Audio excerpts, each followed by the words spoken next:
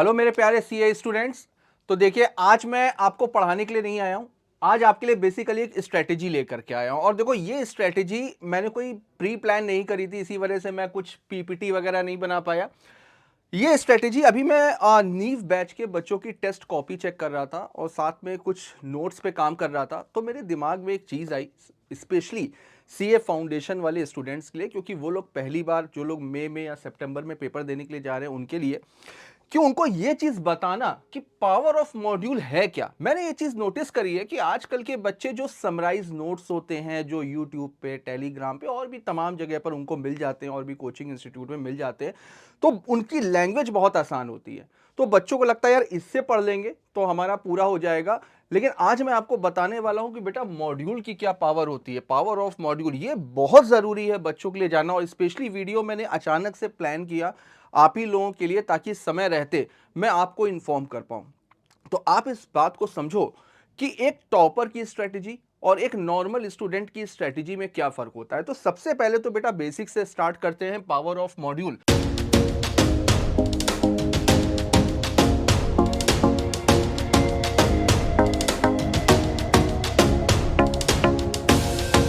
अगर आपने एग्जाम देने से पहले 2 से 3 बार अपने मॉड्यूल को गो थ्रू किया हुआ है, अच्छे से रीड किया हुआ है, मॉड्यूल की एक एक डेफिनेशन, एक एक एग्जांपल, एक एक केस लॉ और एक एक डिस्क्रिप्टिव क्वेश्चंस को आपने देखा हुआ है, तो बेटा आप ये मान करके चलो कि लगभग 80% पेपर आपका पढ़ा हुआ आएगा। अगर 2 से 3 बार आपने मॉड्यूल को गो थ्रू किया हुआ है, इवन जो आपकी एमटीपी होती है, आरटीपी होती है और जितने भी पीवाईक्यूज हैं, अगर आप उसको भी देखोगे ना, तो वो भी सारे आपको मॉड्यूल पे ही बेस्ड मिलेंगे।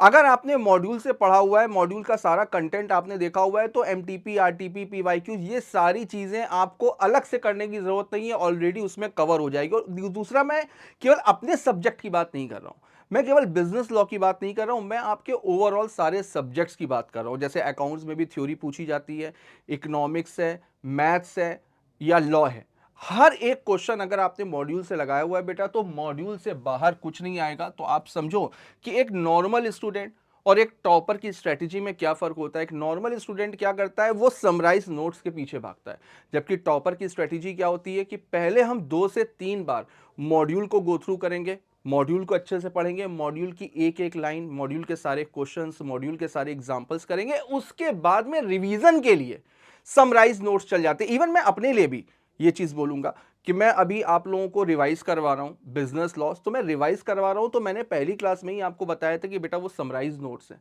लेकिन आपको पहले मॉड्यूल से कम आपको 2 बार तो पढ़ना ही पढ़ना है। तो बेटा मॉड्यूल को बिल्कुल भी मत छोड़ो। दूसरा, आपके जो एग्जाम में पेपर का लेवल होगा ना, उसमें 3 तरह के क्वेश्चन होंगे। जैसे उसमें एक क्वेश्चन क्वेश्चन होंगे कुछ इजी, कुछ आसान से क्वेश्चन होंगे जो लगभग लगभग हर स्टूडेंट कर सकता है, कुछ मॉडरेट होंगे और कुछ क्वेश्चंस ऐसे होंगे बेटा जो टफ होंगे। ठीक है, अगर हम इजी वाले पे आ जाए तो आप मान करके चलो कि लगभग 35 से 40% पेपर जो होगा वो मान लेते हैं कि इजी उसमें आएगा।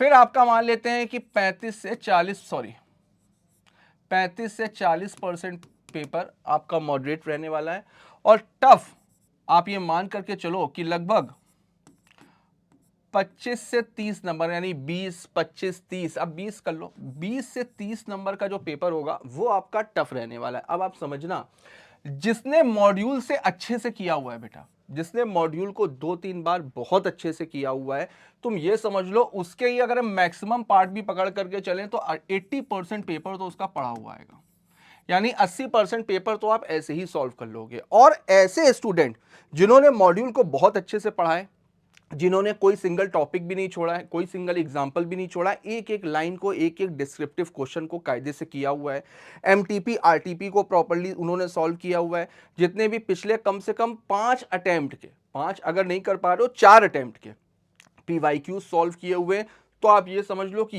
ये जो टफ वाला पोर्शन है ये भी आपका कवर अप हो जाएगा, 100% कवर अप हो जाएगा। और जिसने मॉड्यूल से नहीं किया हुआ है उसके लिए बेटा ये भी भारी पड़ेगा। जो 35 से 40% पेपर मैंने इजी लिखा है ना, अगर कोई समराइज नोट से पढ़ करके गया है, उसने मॉड्यूल को बिल्कुल नहीं उठाया है, केवल और केवल नोट्स पे डिपेंड रहा है, तो उसके लिए ये वाला पार्ट भी बेटा टफ होने वाला है। और ये वाला तो दूर की बात है, ये वाला पोर्शन वही स्टूडेंट कर सकता है जिसने मॉड्यूल से अच्छी खासी नॉलेज गेन करी हो। ये जो क्वेश्चन होते हैं ना, ये जो 20 से 30 नंबर का पेपर होता है, ये स्टूडेंट की नॉलेज को चेक करने के लिए दिए जाते हैं कि स्टूडेंट के पास में नॉलेज कितनी है। अगर कोई रट करके आ गया है, किसी ने बिल्कुल सारी चीजें याद कर ली हैं, तो वो बेटा इसमें फंस जाएगा, पक्की बात है। और किसी ने अगर मॉड्यूल से कायदे से पढ़ा हुआ है, अच्छे से हर एक चीज को समझा हुआ है, तो आप यकीन मानो ये 100 में से 100 का पेपर, जैसे 120 मार्क्स का पेपर आता है, 120 में से 120 का पेपर आपको पढ़ा हुआ आएगा। इवन तब आप ये कंफ्यूज हो गए कि यार मेरे को 120 में से केवल 100 मार्क्स का अटेम्प्ट करना है, सारे क्वेश्चन मुझे बहुत अच्छे से आते हैं, मैं छोड़ू कौन सा। और यही सिचुएशन बेस्ट होती है, यही सिचुएशन बेस्ट होती है कि हमें सारे के सारे क्वेश्चन आते हो, अब मेरे पास में ये चॉइस है कि हमें कौन सा क्वेश्चन छोड़ना है। तो जब हम उस पोजीशन पर होते हैं ना, तो हम ये डिसाइड कर सकते हैं कि हम किसको बेटर तरीके से एक्सप्लेन कर सकते हैं, कौन सा क्वेश्चन छोड़ना चाहिए, कौन सा क्वेश्चन नहीं छोड़ना चाहिए। क्वेश्चन अगर आप मजबूरी में छोड़ रहे हो, वो दिक्कत वाली बात है। Are you getting my point ना? तो ये चीज बेटा बहुत ध्यान में रखने वाली है कि मॉड्यूल से पढ़ना कंपलसरी है। अगर आप रैंक की तरफ जा रहे हो, अगर आप हाईएस्ट मार्क्स को गेन करने की कोशिश कर रहे हो, तो बेटा इसी वजह से मैंने आज वीडियो बनाया। वीडियो बनाने का पर्पस मेरा यही था कि आप उस चीज को समझो कि मॉड्यूल मैंडेटरी होता है सीए स्टूडेंट्स के लिए, और इसी वजह से तो आईसीआई आपको प्रोवाइड करता है। मेरी बात समझ में आ रही सबको? तो बेटा ये चीज आपको ध्यान रखनी है कि मॉड्यूल ही बाइबल है जिसमें दुनिया की सारी समस्याओं का समाधान लिखा हुआ है। तो मॉड्यूल को अवॉइड नहीं करना है, मॉड्यूल को इग्नोर नहीं करना है, और तमाम तरीके की बुक्स के पीछे भागने से अच्छा ये है, तमाम तरीके की रेफरेंस बुक लेने से अच्छा ये है, केवल एक बुक के पीछे भागो, एक बुक पढ़ो, और वो बुक अगर अच्छे से पढ़ ली तो आपके अंदर यकीन मानो खुद ही इतना कॉन्फिडेंस बिल्ड होगा कि पेपर यार पूरा का पूरा हमको आता होगा। एग्जाम से पहले जो बच्चे डिप्रेशन में जाने लगते हैं ना, जिन बच्चों को लगता है मेरी तैयारी नहीं है, वो बच्चे जिन्होंने मॉड्यूल से पढ़ा हुआ है, तो उन बच्चों के अंदर हमेशा कॉन्फिडेंस रहेगा कि आईसीआई ने ऐसा कोई सिलेबस दिया ही नहीं है, सीए फाउंडेशन में ऐसा कोई सिलेबस है ही नहीं जो हमने नहीं पढ़ा है। मॉड्यूल से पढ़ लिया तो समझ लो 100% कंटेंट आपका रेडी है। तो चलिए मेरी बात को ध्यान रखिएगा, आपका ज़्यादा टाइम मैं वेस्ट नहीं करूंगा। ऐसे ही बीच बीच में अगर मुझे कुछ लगा कि आपको इस चीज़ की गाइडेंस की नीड है, या आपको इस चीज़ की ज़रूरत है, या ये बात बताना स्टूडेंट्स को ज़रूरी है, तो मैं बीच बीच में ऐसे ही शॉर्ट वीडियोज़ आपके लिए लाता रहूँगा। तो चलिए मेहनत के साथ में आगे बढ़ते रहिए और मेरी बात को फॉलो करिए, और बिल्कुल इस वीडियो को शेयर करिएगा, लाइक करिएगा, कमेंट करिएगा, और अगर किसी और भी चीज़ में कन्फ्यूज़न हो तो आप कमेंट बॉक्स पे डालना, मैं पूरी कोशिश करूंगा उस पर वीडियो डालने की। तो चलिए मिलते हैं नेक्स्ट क्लास में, तब तक all the best, goodbye, thank you.